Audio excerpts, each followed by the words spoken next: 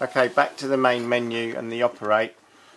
If you actually hover your mouse pointer over the icon, it will actually tell you underneath what that particular icon is for. So here it's saying shutdown, but it's also the system logout and the reboot. If you'd made any changes to the DVR, sometimes it's a good advice to reboot it, especially if they're network changes, or even if you just had made some changes to the menu and you want to log out so that nobody else can come along and play around with it and alter any of the configuration. So click on shutdown.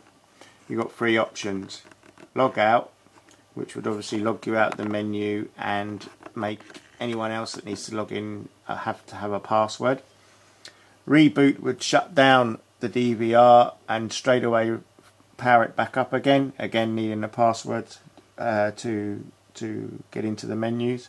And shutdown would basically power the unit down, and it wouldn't power back up again unless you did so manually.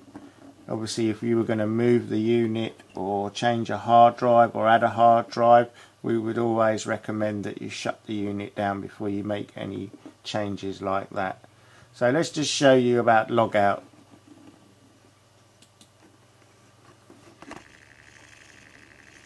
Okay, so I've clicked on logout and now I am basically logged out of the system. Simple as that.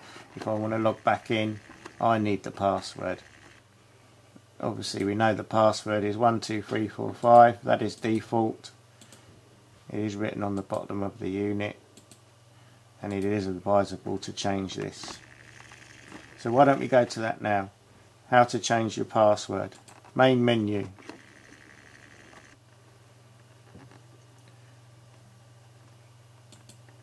System. Left side, user.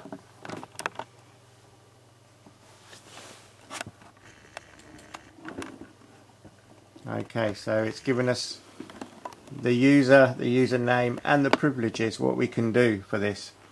If we wanted to keep the admin set up or change it, we've got at the bottom add or edit. So simply edit is how you do your password change. It's asking you for your old password, which we know is 1, 2, 3, 4, 5. And that's asking you for the new password, which we will do as 5, 4, 3, 2, 1, and then we have to confirm again.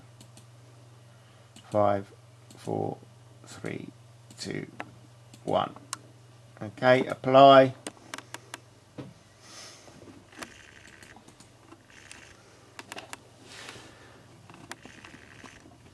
Give it a moment just to accept that.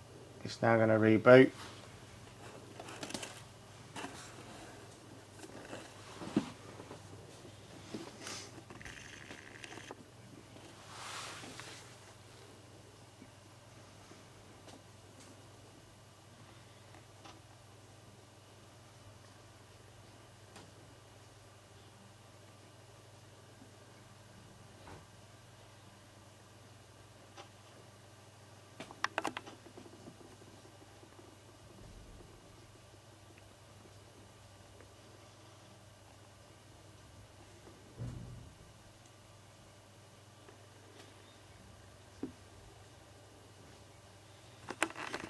Okay, now we've set up all of our pre-wizard setups, we can actually untick this setup wizard now, because we don't need this to keep coming up and going through the auto setup. So we can untick setup wizard, go to next step, and here we are with our password. So let's put in the old password that's underneath the unit printed on it. 1, 2, 3, 4 and 5, and log in. And straight away it tells us the password is incorrect. We know what that password is, we've just changed it. It's now 5, 4, 3, 2, 1. And we're in. Okay, so obviously we've come in through the setup wizard because we hadn't deactivated it. If we cancel the setup wizard, right click, menu, and remember we went system and user, and if we wanted to add a user, say for example we had another member from the household or staff that we wanted to give access to playbacks, we could add a user and say call it HR, give them a password of 1 2 3 4 1 2 3 4.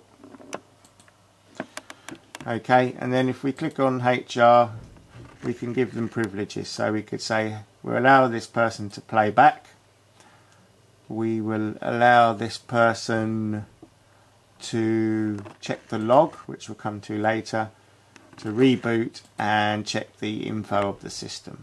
We won't allow them to change any camera configuration, network, event, record, hard drive or user management.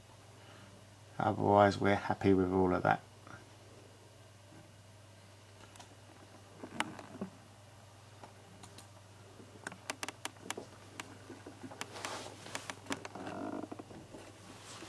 Okay, so we go into system info. We're really looking over the stream and the firmware version. So at the moment we've got one camera plugged in and it's telling us on this menu that's what we've got. So this one particular camera is on 720p resolution and the kilobytes per second is over 2000. If we look at the version number,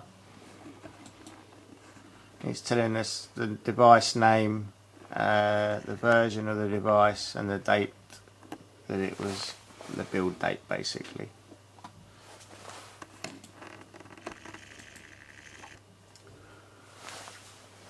It's telling us the record rate stream is 2 megabytes per second, and if we go to the log, so the log is basically recording all information through the system. And if we click, we can change the time and dates that we would want to look at the log. We just click query to show you a little example of it. So here we've obviously added a user and it's telling us that that's been done by the administrator. It's told us that before that we've saved the common configuration, which was the admin password change, and before that we've logged in and we've rebooted the system as we showed you earlier on the shutdown page. So it's a good bit of kit that with the log. Obviously if some configurations changed or something's happened with your network, you can always look back through the log and to see when it was done and maybe who by.